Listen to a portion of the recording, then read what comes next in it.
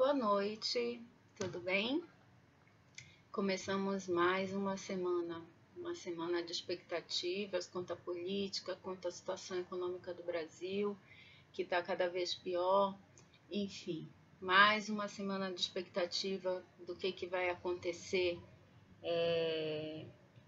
na Operação Lava Jato, se Lula vai ser pego, essa é a expectativa de todo mundo. A gente vê cada notícia, boato, às vezes um pouquinho de verdade, às vezes são notícias aumentadas, né? Que o Lula vai ser preso, que o Lula vai ser preso, que o Lula vai ser pego, que fulano vai delatar o Lula. E a gente fica nessa expectativa, né? Cada semana é uma semana nova e vai passando o tempo. Foi impetrado um habeas corpus para o Lula não ser preso. A assessoria do Lula diz que isso são pessoas que querem prejudicá-lo. O juiz Sérgio Moro já avisou que não há nenhuma denúncia, por enquanto, contra o Lula, que sugira que ele vá ser preso, e a gente fica sem saber. Mas, enfim, para quem não me conhece, eu sou a Daniela, eu trabalho com o Ucho, né? Ajudo nos textos do Ucho.info. O Ucho precisou se afastar por um tempinho e desde a semana passada eu estou levando o Que País é Esse, mas não com a intensidade que o Ucho apresenta, né? Que ele tem notícias de bastidores, ele aprofunda no tema, enfim. A minha proposta, quando eu aceitei apresentar esse programa, foi lançar pautas para questionamento, né? Dia 3, graças a Deus, o Ucho está voltando e eu vou continuar só escrevendo, se Deus quiser. Até porque eu não tenho experiência com as câmeras. E, enfim, é isso. Hoje eu queria falar, semana passada eu falei sobre a briga entre o Uber, que é um aplicativo para celular de táxi, quer dizer, não é táxi, é carro particular, e os taxistas. Eu defendi os taxistas, achei que realmente seria uma concorrência a mais. O preço, não há diferença entre um e outro. A diferença é que o taxista ele tem que pagar vários impostos e tem uma lista de exigências que ele precisa para poder ser um taxista, né? E os motoristas do Uber não. Existe uma exigência, ter carro preto, carro com ar-condicionado, os motoristas estarem de terno e gravata,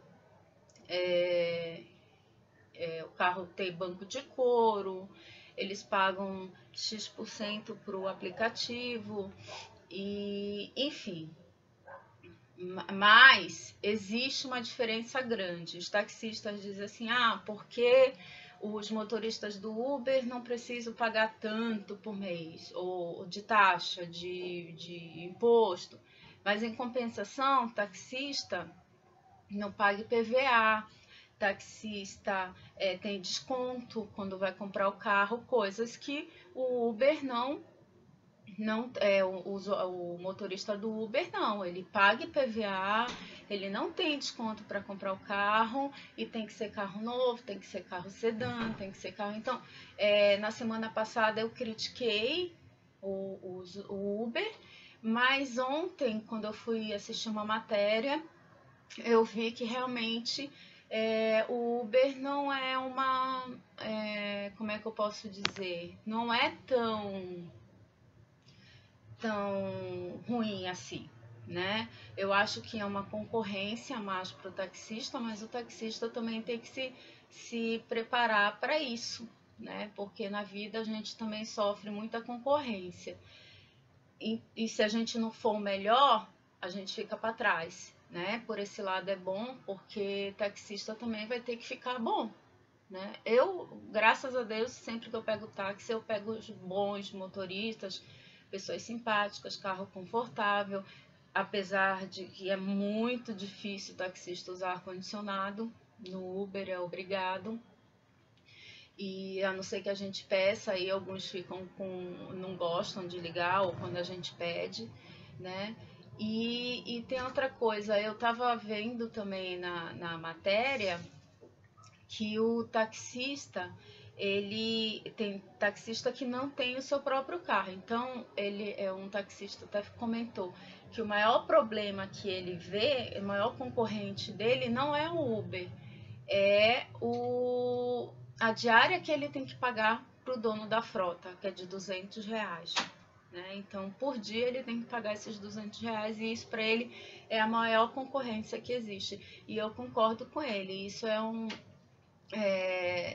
absurdo pagar R$ 200 de diária, né? Fora o que ele gasta com combustível, fora o que ele gasta com várias outras coisas, mas é um preço muito alto que o taxista tem que pagar.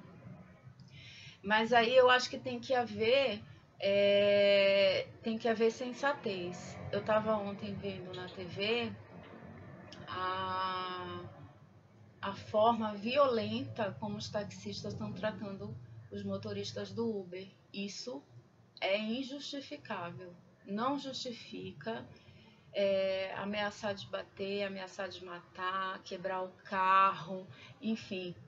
Se eu fosse motorista de Uber, se eu tivesse um carro, eu ia ter muito medo, né, do que poderia acontecer comigo e com o passageiro. Eu, por exemplo, até pensei em baixar o aplicativo do Uber, mas depois eu desisti porque eu fiquei pensando, se eu pegar um táxi preto, que nem é táxi, mas se eu pegar um carro preto,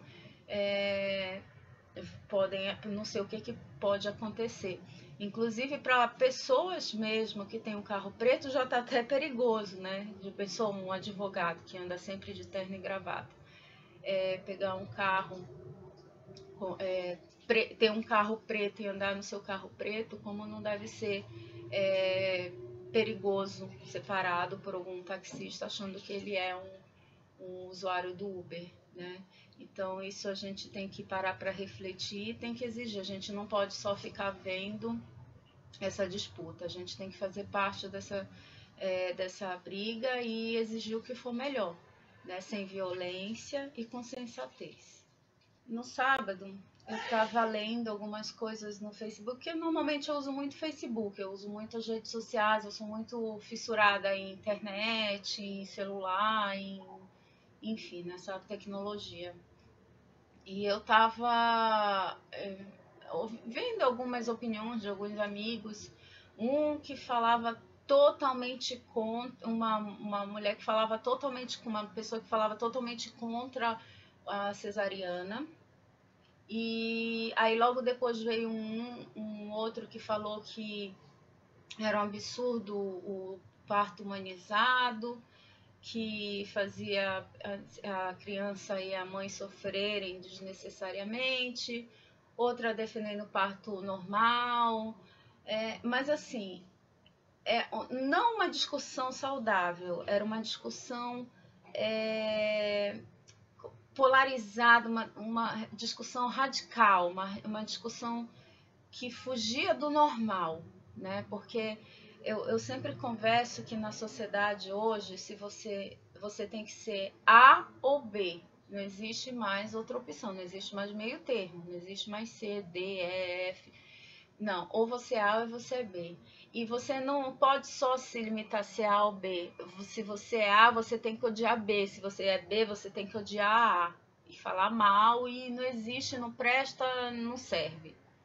Então eu fico muito irritada com essa polarização, com essa questão de que você não pode ter opinião, você não pode estar no meio termo, você não pode estar, não digo nem em cima do muro, porque esse fato de ficar em cima do muro eu também não gosto muito, mas você não tem mais direito a ter a sua opinião, ou você é A ou você é B. E aí eu comentei que eu achava um absurdo hoje tá essa discussão quando tem assuntos muito mais sérios para se debater, para se discutir. Que cada mulher tem um direito de escolher como quer ter seu filho. Eu, por exemplo, tenho 2 filhos, um de 15 anos e uma menina de 15 anos e uma menina de 8. No primeiro parto, na primeira consulta eu já falei para o médico, eu não quero ter parto normal, eu quero fazer cesariana. Por quê? Porque eu tinha pavor de sentir dor do parto, eu tinha pavor. E não me passava pela cabeça esperar sentir a dor do parto para me fazer força para ter meu filho. Não, não passava isso na minha cabeça. Na minha cabeça era como se eu fosse morrer de fazer esse esforço, né? E eu já decidi, não me sentiria bem de qualquer outra forma. Na minha segunda filha já não foi mais nenhuma opção, mas eu optaria se fosse o caso. Mas como ela era muito grande, ela nasceu com 4,1 kg, o cordão umbilical estava enrolado no pescoço, enfim. E eu já tinha tido uma cesariana, também optei pela cesariana. Mas tranquilo quem opta por parto normal, acho ótimo, acho lindo, até melhor porque depois ao pós é muito melhor para se recuperar. Acho legal quem planeja, quem tem parto humanizado, quer ter em casa com toda a assessoria. Acho que mortes no parto acontecem tanto na cesariana, quanto parto normal, quanto parto humanizado. Isso pode acontecer a qualquer momento, independente do tipo de parto que você tenha. Então, não defendo nenhum nem outro. E eu acho ridículo quem fica discutindo por causa disso, porque a mulher decide como ela quer ter, como ela se sente melhor, desde que não prejudique ela e o bebê, claro, né? Porque se o médico diz, olha, você tem risco de ter parto normal, é melhor ter cesárea, o médico o que está falando, raríssimas exceções, mas ele sabe o que está falando. Não entrei na questão do SUS, né, da saúde pública, porque eu sei que a saúde pública é muito difícil, você não pode escolher, tem que ser o que o médico quer, e normalmente é parto normal. Mas não entrei nessa questão porque isso já é outra questão, isso é outra discussão. Né? O que eu estava comentando seria a questão do qual era o melhor parto. Isso não existe. Não existe melhor parto. Existe parto específico para cada mulher e existe o que a mulher acha melhor para ela, que ela se sente mais confortável. É um momento tão lindo, tão ímpar. Então, tem que ser o melhor momento, né? E aí uma amiga, que é assistente social, fez aqueles textões de internet, falando sobre o parto, sobre saúde da mulher, porque no SUS, porque isso, porque aquilo. E aí aquilo eu normalmente aceito opiniões diferentes da minha, desde que esteja no contexto do que eu falei. Não usar palavras que eu não usei, ou a pessoa não interpretar exatamente o que eu falei. Então, isso, quando a pessoa começa a colocar palavras na minha boca, eu já começo a ficar assim meio irritadinha, já não aceito, né? E aí, ela fez um textão e cada gênero, cada palavra que tinha gênero, por exemplo, médico, ela não escrevia médico ou médica, ela escrevia MEDICX. Ela não escrevia ela escrevia ELX. Então, assim, todo gênero ela usava o X. E eu sabia que aquilo é um modismo, uma modinha agora, que as pessoas não querem dar gênero. E isso desconfigura totalmente a língua portuguesa, porque a gente sabe que médico, quando a gente fala médico, a gente está usando médico em geral, médico homem, médico mulher, né? Então, no geral, de acordo com a língua portuguesa, o usado é o masculino. né? Então, esse negócio de colocar X, arroba, no lugar do A ou do O, isso me deixa assim, eu falo muitas vezes, irritada, né? É, mas me deixou irritada, eu já não consigo discutir com uma pessoa que usa X no lugar do gênero, né? Porque qualquer pessoa inteligente sabe que quando se diz médico, está se falando de médico e médica. Se usa ele, está se falando de ele e de ela, é isso, sabe? Então, esse negócio de modinha, não, porque parece que quando tá usando médico, tá favorecendo o homem em detrimento à mulher, sabe? Isso não existe, isso é uma desconfiguração da língua portuguesa e a nossa língua é essa, e a gente tem que seguir essa regra. Né? Porque senão a gente vai ter que mudar a língua portuguesa, quando a gente for escrever uma redação, tem que escrever X no lugar de A ou de O, sabe? Então isso já me irritou. Então eu vejo cada vez mais pessoas politicamente corretas, porque para mim isso não é correto, fazendo caso de pouco, sabe? Não é porque você fala eles têm mulher e homem no grupo. Você fala eles, não quer dizer que você está valorizando um homem em detrimento da mulher. É simplesmente essa é a regra do nosso português, né? Então, enfim, em resumo, eu não prossegui a discussão, pedi para ela reler o que eu escrevi, porque eu não estava falando, a questão não era do SUS, de que mulher violentada no parto, né? Violentada no sentido de ter um parto que ela não quer. E a questão não era essa, a questão é que a opção, a escolha que a mulher tem de saber o que ela quer para o parto dela. Agora, se o SUS prefere fazer parto normal, deixa a mulher sofrendo horas, ou os médicos particulares preferem fazer parto cesáreo porque paga mais, aí isso já é um outro assunto, isso é uma outra pauta, né? A questão é que está se brigando, está se discutindo qual é o melhor ou o pior parto. Não existe. Existe o que é melhor para a mãe e para o bebê naquele momento, né? Então, assim, às vezes eu evito entrar em polêmica, mas às vezes é inevitável, né, dar sua opinião, ainda mais como quando você, de uma certa forma, é uma formadora de opinião. Eu não acho que eu sou uma formadora de opinião, mas eu tenho muitos amigos e eu escrevo muito sobre política, eu escrevo muito sobre assuntos que estão em pauta e acaba isso gerando uma certa audiência para o que eu escrevo. Então eu evito entrar em discussões antes de eu discutir, eu sempre queria ser a última a escrever. Se um amigo meu lá fosse escrevesse alguma coisa que eu não concordo de jeito nenhum, eu ia lá debatia. Hoje não, eu prefiro não ir lá, né?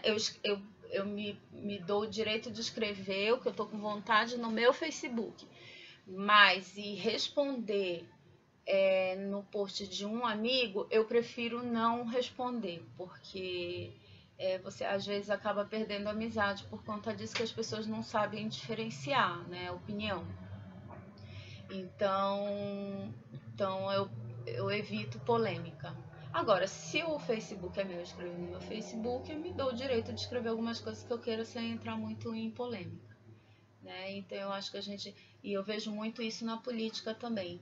Às vezes você escreve alguma coisa, agora não, porque parece que ninguém votou na Dilma mais, né?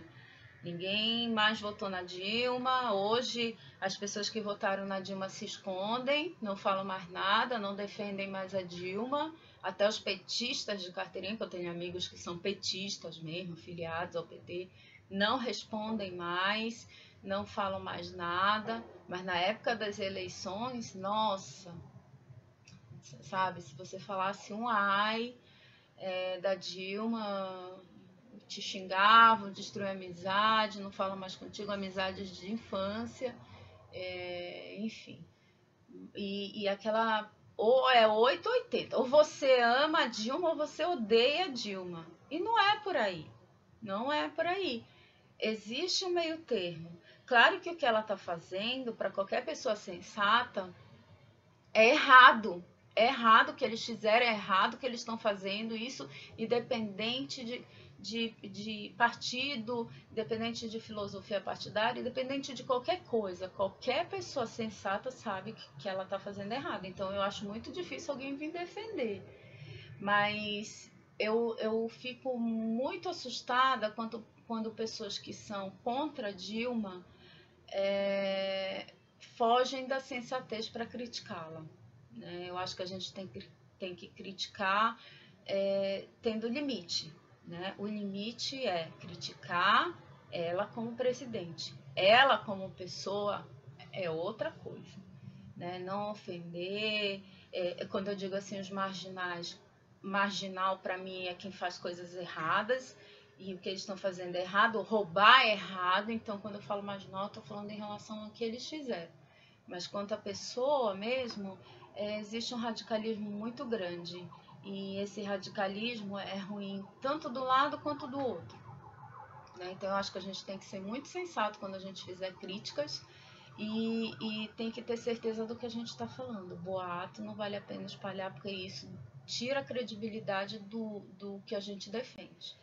Então, hoje também eu quero falar sobre. Ontem eu assisti o Fantástico e eu estava vendo um projeto que eu achei muito legal, muito interessante, que a gente tem que repercutir, que é um projeto da prefeitura em parceria com o governo do estado, o governo federal, e que são dos médicos, consultório na rua e médico na rua, que os médicos vão até os moradores de rua para tratá-los. Eu achei super legal, super interessante. Para mim, a profissão de médico, eu sempre vi a profissão de médico assim, médico que atende pessoas que precisam, mesmo que não têm acesso.